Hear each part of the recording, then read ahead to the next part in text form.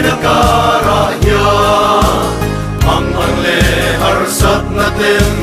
titinin minbo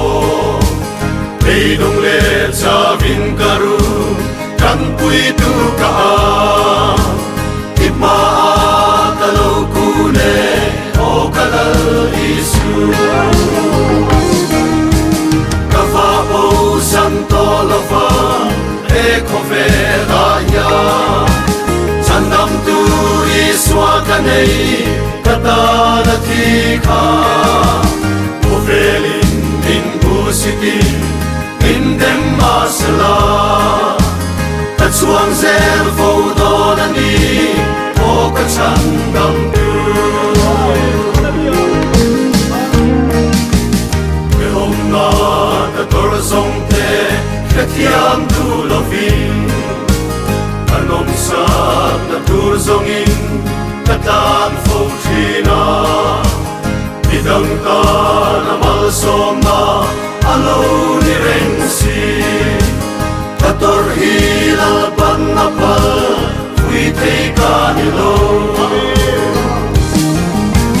Kafapo santo lava eko vedaya Sandam tu iswa kanei katana tika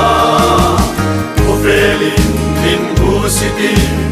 indem masala Tatsuang zel fodonani o katsandam tu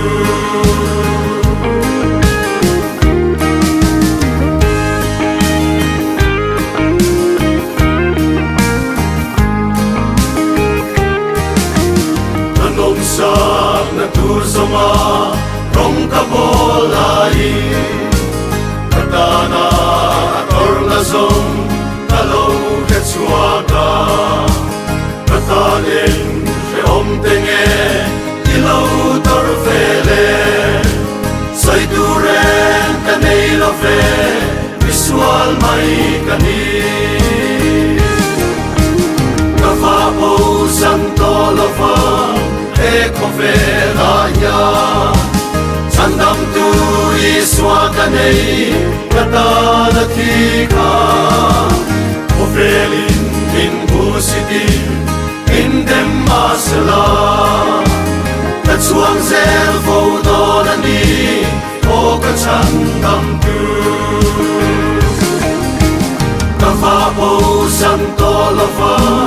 eko vedaya Sandam tu iswa kanei katana tika Ovelin din busiti indem masala